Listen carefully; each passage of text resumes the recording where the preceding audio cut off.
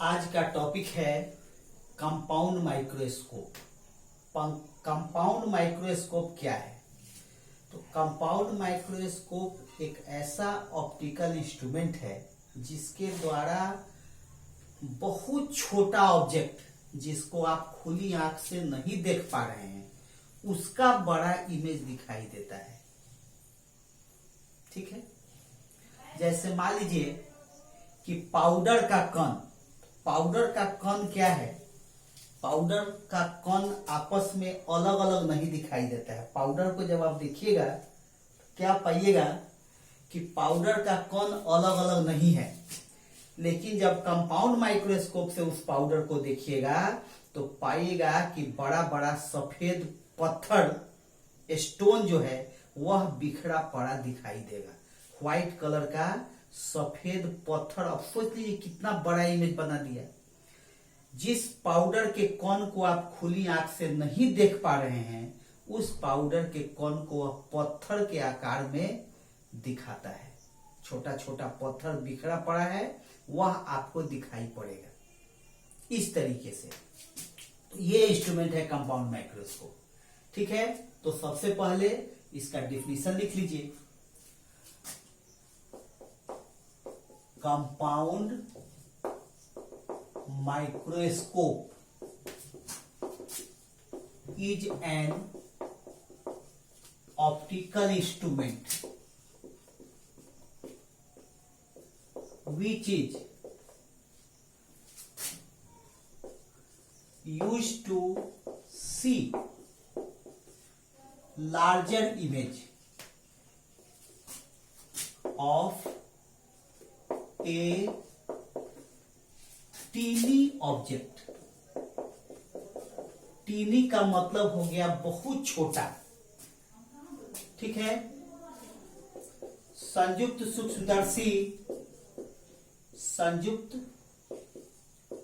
सूक्ष्मदर्शी एक ऐसा प्रकाशिक यंत्र है जिसके द्वारा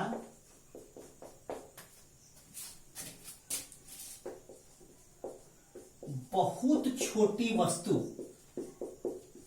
का बड़ा प्रतिबिंब देखा जाता है। ठीक है, यह डिफिनीशन हो गया। इस डिफिनीशन को पहले नोट कर लीजिए। ठीक है,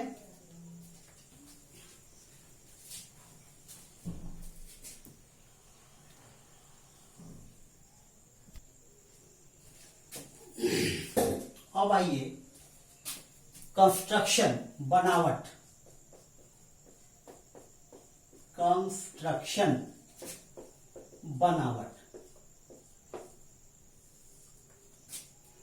कैसा होता है ये? इसमें दो सिलिंड्रिकल ट्यूब होते हैं। ट्यूब का मतलब समझते हैं, खोल। जैसे ये पेन का ढक्कन है तो पेन का ढक्कन एक साइड से खुला है, तो एक साइड से ना खुला होकर के दोनों साइड से खुला रहता है। पेन का ढक्कन समझिए, लेकिन इसमें एक साइड खुला है एक साइड बंद है, तो ये बंद ना होकर के ये भी खुला रहता है। इस तरीके का दो सिलिंड्रिकल ट्यूब होता है और दोनों एक दूसरे में खिसक सकते हैं। जैसे मान लीजिए एक सिलिंड्रिकल ट्यूब यह है और दूसरा सिलिंड्रिकल ट्यूब यह है, ये एक दूसरे में खिसक सकते हैं। एक लेंस यहां लगा है, ठीक है, एक लेंस यहां लगा है। ठीक है, दोनों ट्यूब खिसकने का मतलब है कि अगर दोनों लेंस के बीच की दूरी कम करनी है तो एक ट्यूब के अंदर दूसरे ट्यूब को ज्यादा अंदर तक डाल देंगे। अगर दोनों लेंस के बीच की दूरी बढ़ानी है तो ऐसे खींच देंगे, इस तरीके का। ठीक है,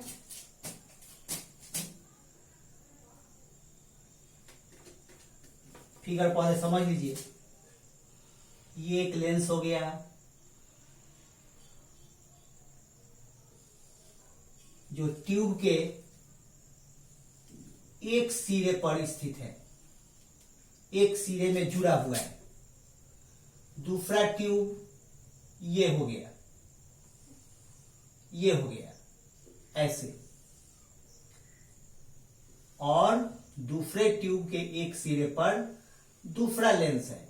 ये दोनों लेंस क्या है? कॉन्वेक्स लेंस है, उत्तल लेंस। ठीक है, इधर ऑब्जेक्ट रहता है, इधर ऑब्जेक्ट रहता है, और इधर आप आंख लगा करके देखते हैं। ठीक है, ये रही आपकी आंख जिससे आप देखते हैं, ये ऐसे। ठीक है, इस लेंस का नाम है आईपीस और इस लेंस का नाम है ऑब्जेक्टिव। ये ऑब्जेक्ट हो गया, ऑब्जेक्ट हो गया। ऑब्जेक्ट की ओर जो लेंस है उसका नाम है ऑब्जेक्टिव लेंस, हिंदी में कहते हैं वस्तु लेंस, अभिदृश्यक। और ये है आईपीस, इसको कहते हैं हम लोग हिंदी में नेत्रिका।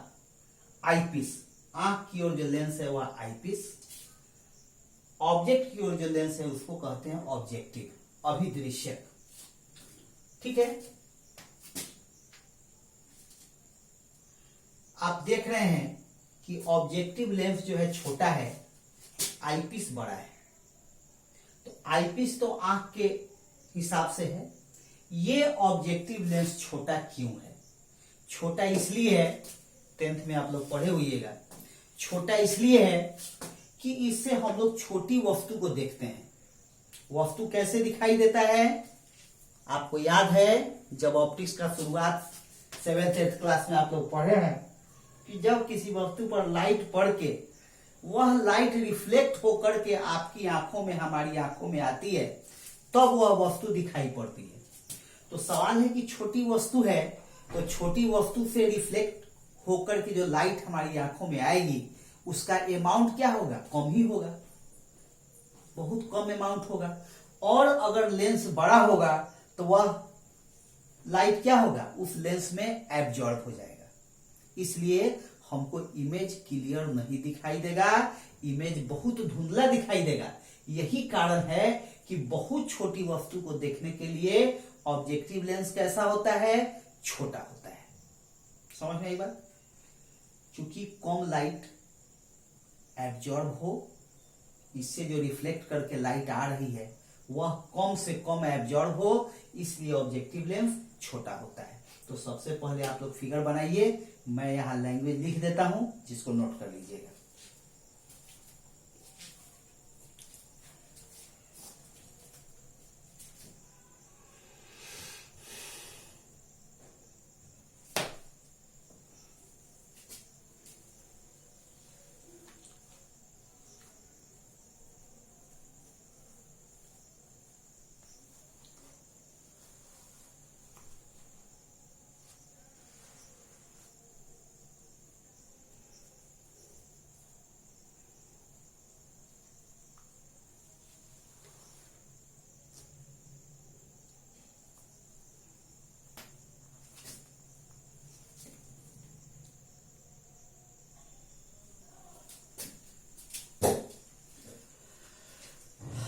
लिख दिए हैं, क्या लिखे हैं सो देख लीजिए। It consist two convex lenses of a small focal length. दो convex lens small focal length का होता है, जो दो सिलिंड्रिकल ट्यूब के एक एक एंड पर अटैच रहता है। दोनों सिलिंड्रिकल ट्यूब एक दूसरे में खिसक सकते हैं, so that the distance between two lenses can be adjusted. Adjusted का मतलब घटा बढ़ा सकते हैं। ठीक है, जो लेंस ऑब्जेक्ट की ओर रहता है इसको कहते हैं ऑब्जेक्टिव लेंस, जो लेंस आंख की ओर हमारे रहता है उसको कहते हैं आईपीस। ऑब्जेक्टिव का साइज और फोकल लेंथ दोनों आईपीस के साइज और फोकल लेंथ से कम होता है, छोटा होता है। ठीक है, इसको पहले नोट कर लीजिए।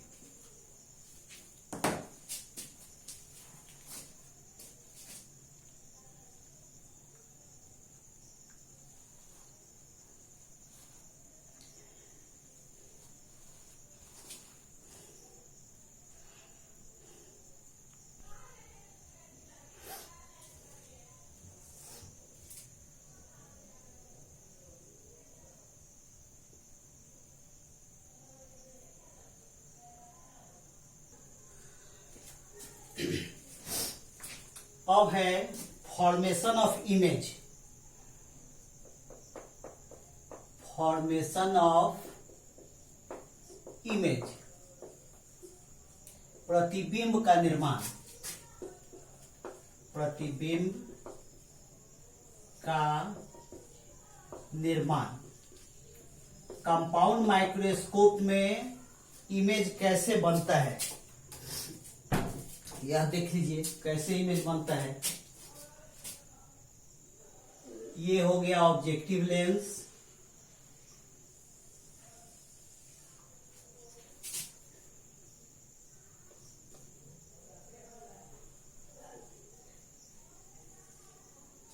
दोनों का प्रिंसिपल एक्सिस कॉमन है। ये हो गया आईपीस,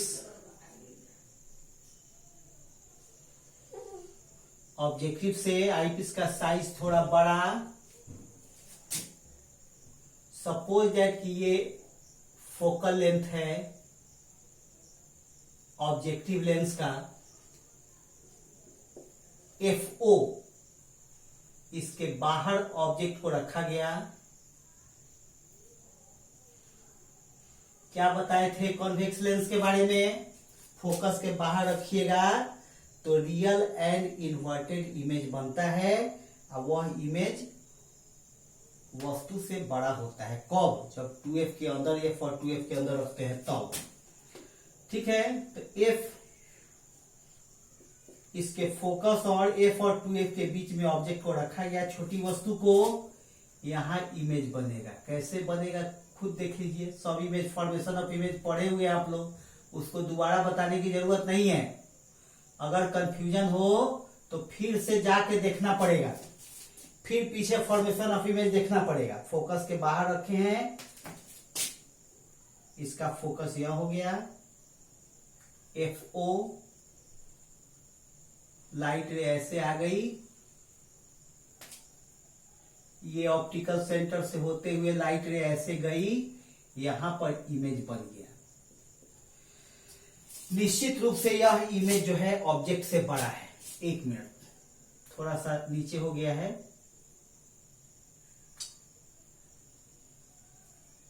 ये थोड़ा और इधर आएगा, यहां आएगा,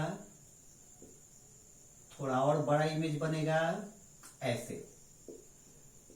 ठीक है, ये ऑब्जेक्ट AB है, ये इमेज A-B' है। अब इस ऑब्जेक्टिव लेंस के द्वारा जो इमेज बना है वह इस आईपीस के लिए ऑब्जेक्ट का काम करेगा। ऑब्जेक्टिव लेंस के द्वारा जो इमेज बना है वह आईपीस के लिए, नेत्रिका के लिए ऑब्जेक्ट का काम करेगा। अब दोनों लेंस के बीच की दूरी को हम लोग एडजस्ट करेंगे इस प्रकार से कि यह जो इमेज है वह इसके फोकस के अंदर आ जाए। जैसे मान लीजिए कि इसका फोकस यह है, इसका फोकस यह है FE, इसके अंदर आ जाए। और तब आपको पता है कॉन्वेक्स लेंस के फोकस के अंदर अगर ऑब्जेक्ट रखते हैं तो कैसा इमेज बनता है? वर्चुअल इमेज बनता है, जो ऑब्जेक्ट से बड़ा होता है। यानी इस इमेज का जो इमेज बनेगा आईपीस के द्वारा वह क्या होगा? वर्चुअल इमेज होगा, और इससे और बड़ा बनेगा। तो देख लीजिए ऐसे, ये FE इमेज वैसे ही बन रहा है जो फॉर्मेशन ऑफ इमेज में हम बता चुके हैं। इमेज वैसे ही बन रहा है जो फॉर्मेशन ऑफ इमेज में हम बता चुके हैं। कंफ्यूजन हो तो फॉर्मेशन ऑफ इमेज को एक बार फिर से देखिए, 10th में भी पढ़ा हुआ चीज है, इसलिए उसको भूलना नहीं है। वही कॉन्सेप्ट यहां यूज हो रहा है। ठीक है, कहां इमेज बना? यहां इमेज बना, ये फाइनल इमेज बना। फाइनल इमेज जो है A"B", यह इन्वर्टेड है, ठीक है, वर्चुअल है। ऑब्जेक्टिव क्वेश्चन में अक्सर कंफ्यूजन होता है कि कंपाउंड माइक्रोस्कोप से जो फाइनल इमेज बनता है वह कैसा होता है, उसका नेचर कैसा होता है।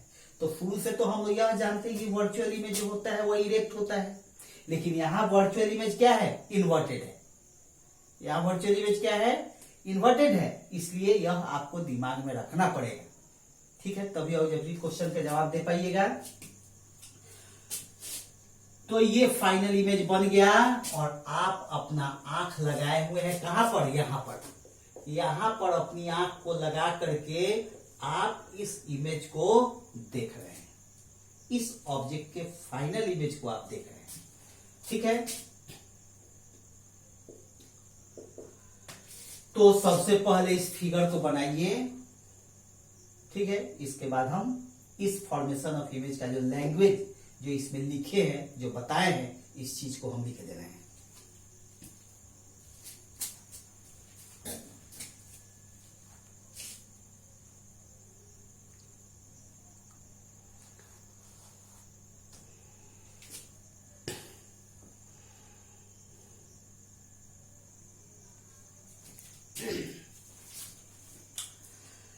लैंग्वेज लिख दिए हैं।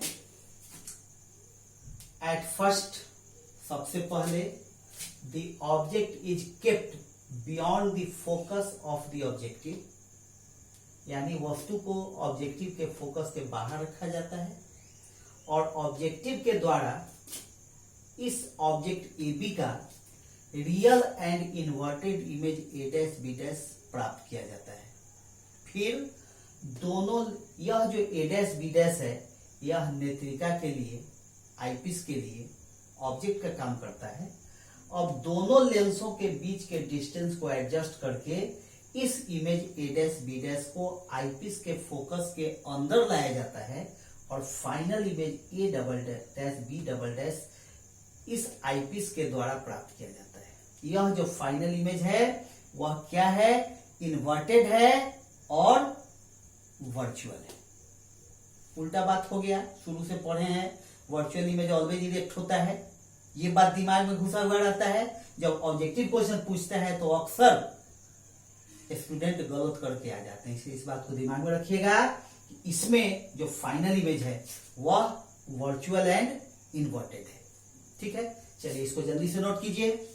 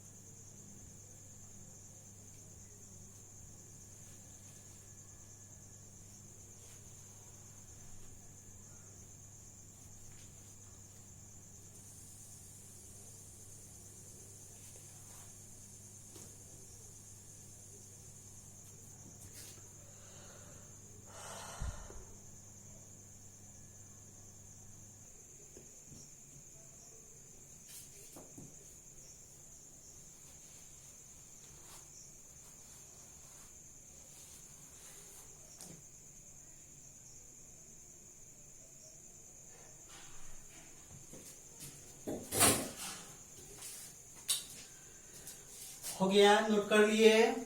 अब है magnifying power, magnifying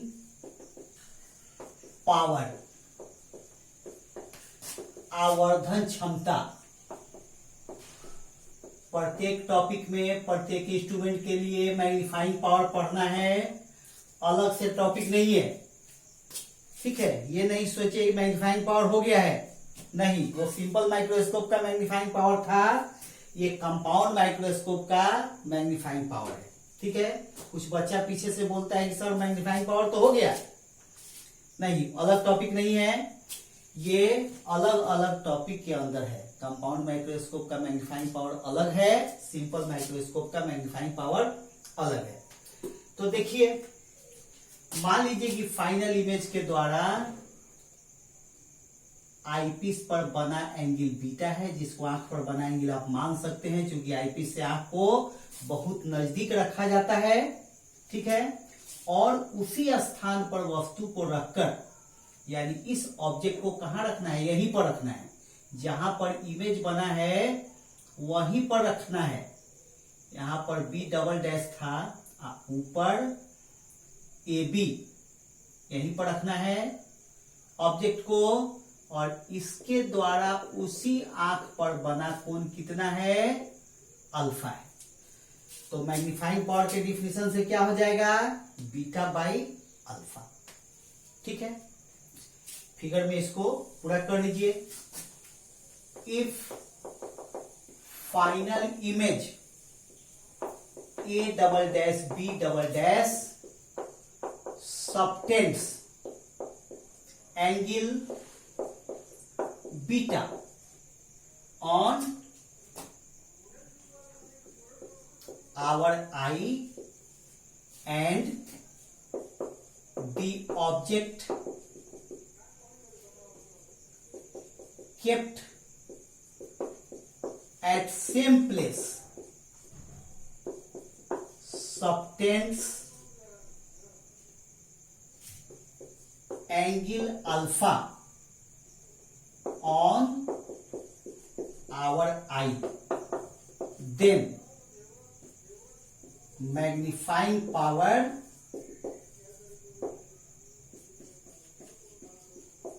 of the compound microscope, compound microscope के मैग्नीफाइंग पावर को हम लोग कैपिटल एम से ही रिप्रेजेंट करते हैं। क्या हो जाएगा, बीटा बाई अल्फा। जिस बीटा बाई अल्फा को आप लिख सकते हैं tan beta by tan alpha. ऐसा क्यों, ऐसा इसलिए कि हम पहले बता चुके हैं कि वस्तु बहुत छोटा है तो इमेज भी उसके कंपेयर में छोटा ही होगा। हालांकि इमेज बड़ा होगा, कई सैकड़ों गुना बड़ा हो सकता है, लेकिन उसको छोटा ही मान करके हम लोग क्या करते हैं, बीटा को tan बीटा लिखते हैं, अल्फा को tan अल्फा लिखते हैं। Since alpha and beta are small angle. ठीक है, तो सबसे पहले इस चीज को नोट कर लीजिए, फिर हम लोग इसमें आगे बढ़ते हैं।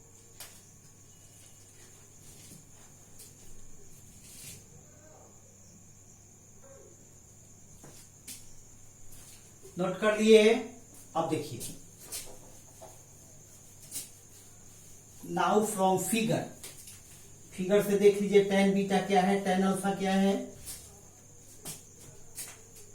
ये UO था। Now from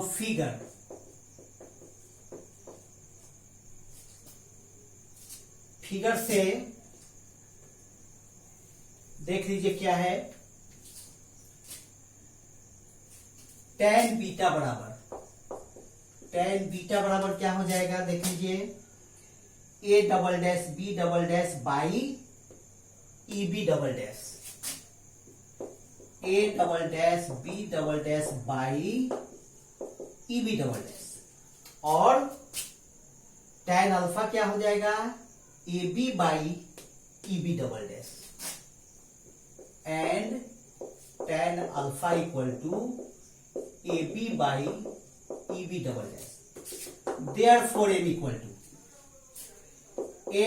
to tan beta के जगह पर रखेंगे हम लोग A double dash B double dash by EB double dash. tan alpha की जगह क्या रखेंगे, AB by EB double dash. ठीक है,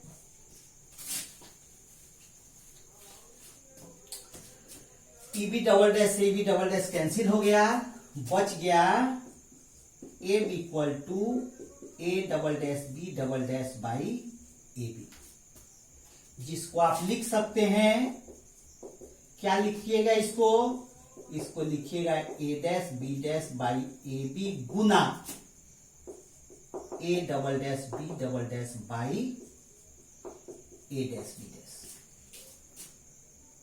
आई बस समझ, A dash B dash cut cancel कर दिएगा, फिर इतना बच जाएगा। ठीक है, और ऐसा कीजिए, इसको पॉज करके पहले नोट कर लीजिए।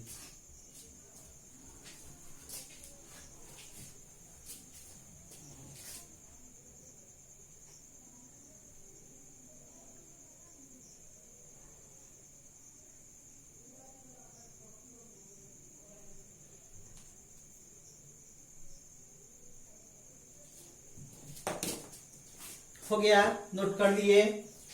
अब यहां देखिए,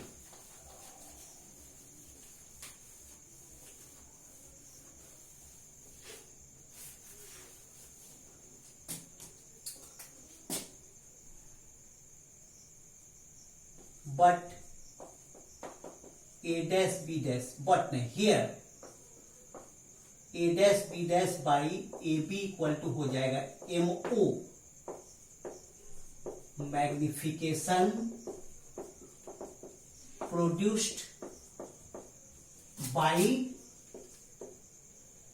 ऑब्जेक्टिव लेंस,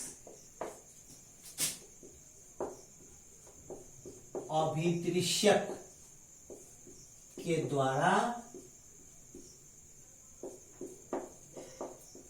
उत्पन्न आवर्धन।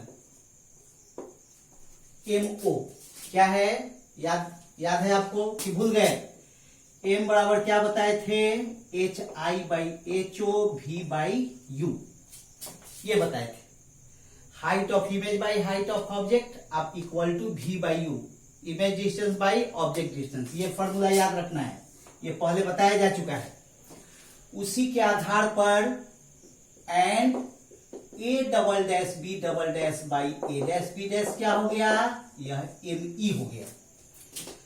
A dash B dash objective lens के लिए हाइट ऑफ इमेज हो गया, AB ऑब्जेक्टिव लेंस के लिए ऑब्जेक्ट का हाइट हो गया, आईपीस के लिए A dash B dash height of object हो गया और A double dash B double dash height of image हो गया। इसलिए ME क्या हो गया? ME हो गया मैग्निफिकेशन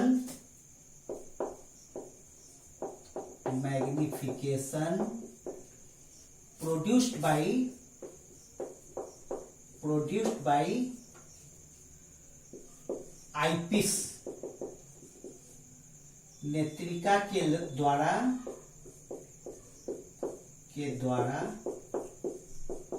उत्पन्न आवर्धन। ठीक है, बट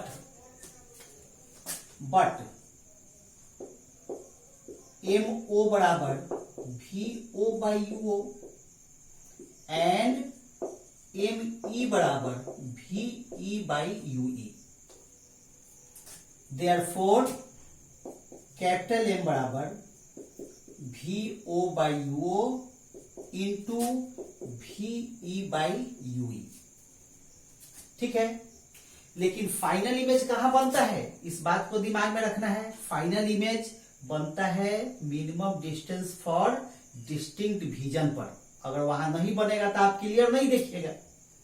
तो फाइनल इमेज कहां बनता है? 25 सेंटीमीटर के डिस्टेंस पर, जिसको कहते हैं minimum distance for distinct vision और सूचित करते हैं कैपिटल D से। ठीक है, तो क्या होगा? और M equal to VO/UO into capital D/UE। Sign convention रखिएगा तो -D/-UE होगा, माइनस माइनस कैंसिल हो जाएगा, कैपिटल D/UE होगा। इसको ठीक है, इतना ही रह दीजिए। तो सबसे पहले इसको नोट कर लीजिए। ठीक है,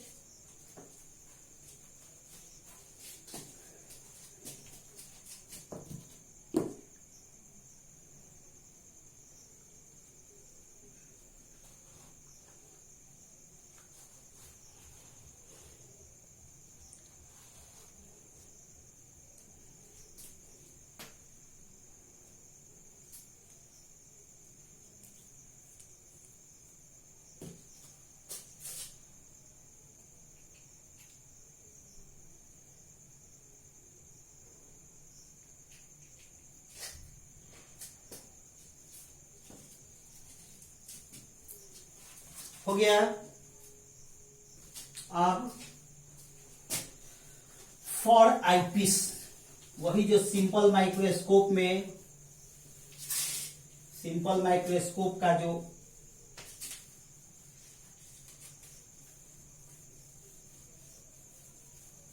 रोल है वही रोल यहां पर आईपीस का है।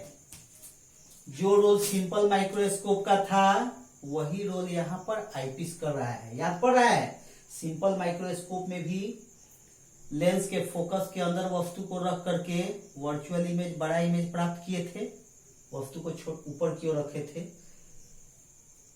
इरेक्ट इमेज प्राप्त हुआ था। लेकिन यहाँ तो वस्तु खुद इन्वर्टेड है, इसीलिए उसके कंपेयर में इमेज जो है वह भी इन्वर्टेड है। ठीक है, तो देखिए फॉर आईपीस,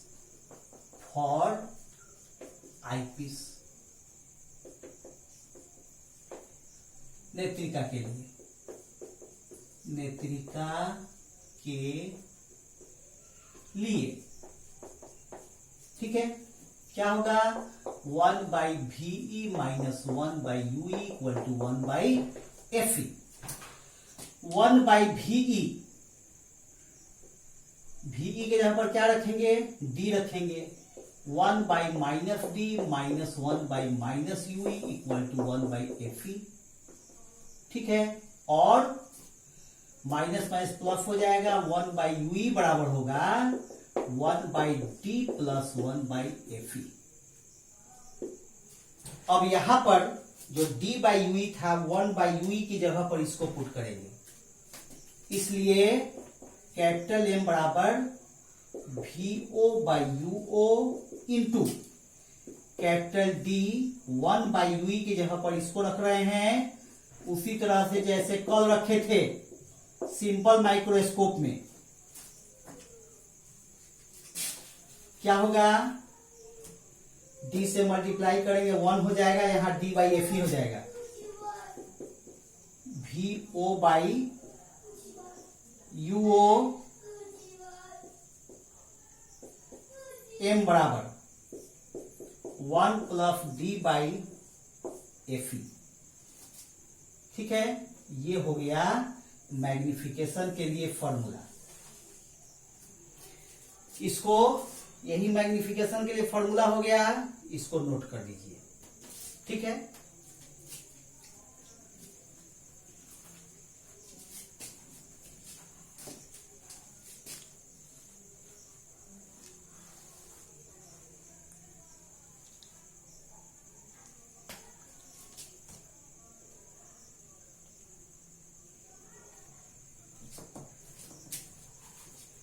हो गया, नोट कर लीजिए, नोट कर लिए।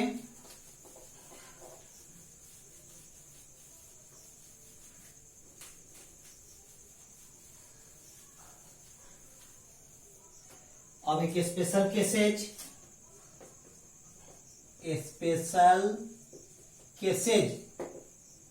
एक number, if the final image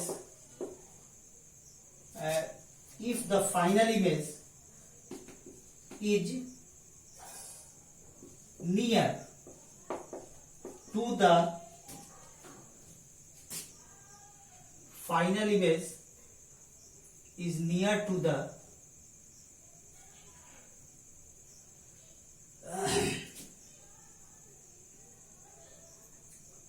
एक मिनट,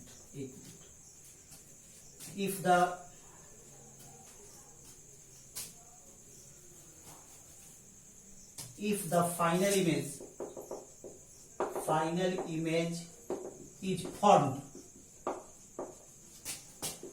at infinite distance,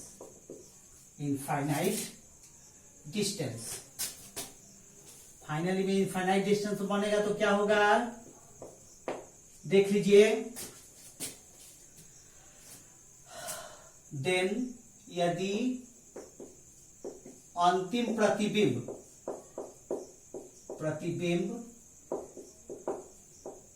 अनंत पर बनता है, अनंत पर बनता है, तो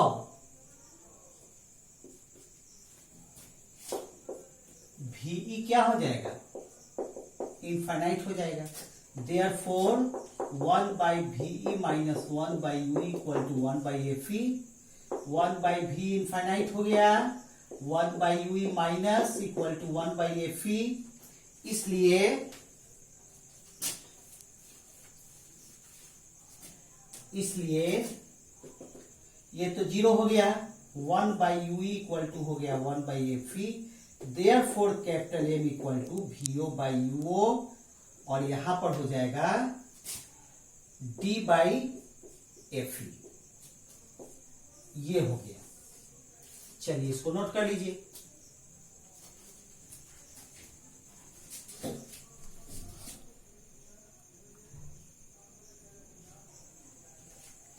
हो गया। एक और कंडीशन, इसको फर्स्ट कर लीजिए। दूसरा एक कंडीशन देख लीजिए। दूसरा कंडीशन क्या है कि अगर ऑब्जेक्ट FO के काफी क्लोज हो और ये जो इमेज A', B' बना है वह आईपीस के काफी क्लोज हो। दूसरा condition, if the object AB is very close to the focus FO, ठीक है, and the image A', B' is very close to eyepiece, then यदि वस्तु फोकस FO के अत्यंत करीब हो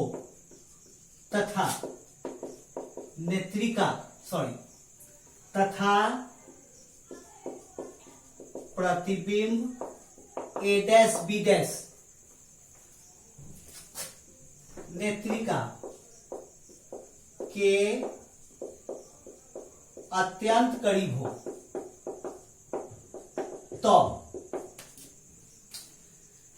तब यह जो VO है, यहां से यहां तक VO है, यह VO किसके बराबर हो जाएगा?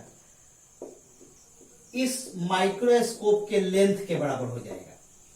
अगर यह इमेज A', B' आईपीस के नजदीक बनता है, काफी नजदीक बनता है, तो यह जो VO है यहां से यहां तक का डिस्टेंस वह क्या हो जाएगा? यहां तक आ जाएगा, यानी माइक्रोस्कोप के लेंथ के बराबर हो जाएगा।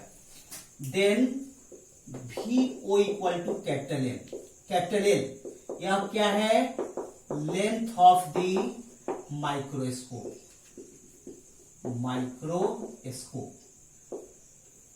सूक्ष्मदर्शी की लंबाई,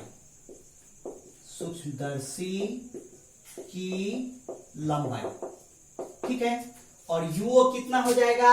FO के बराबर हो जाएगा, focal length of the objective हो जाएगा। एंड UO इक्वल टू, ये अप्रॉक्स में लिखिए, ये अप्रॉक्स FO क्या है? Focal length of the objective. अभिदृश्यक की फोकस दूरी, ठीक है। इस स्थिति में कैपिटल M क्या होगा? L/FO, ये हो जाएगा 1/D/FE, ठीक है। इसको नोट कर लीजिए। अब वही अगर फिर इनफाइनाइट पर बनेगा, एंड फॉर इनफाइनाइट डिस्टेंस क्या होगा? यह 1 + D/FE केवल D/FE हो जाएगा, जो पहले अभी बताए हैं। M इक्वल टू L/FO, ये हो जाएगा D/FE। दोनों हो सकता है, ठीक है। आज इतना ही इस टॉपिक में, फिर हम लोग अगले दिन टेलीस्कोप पढ़ेंगे।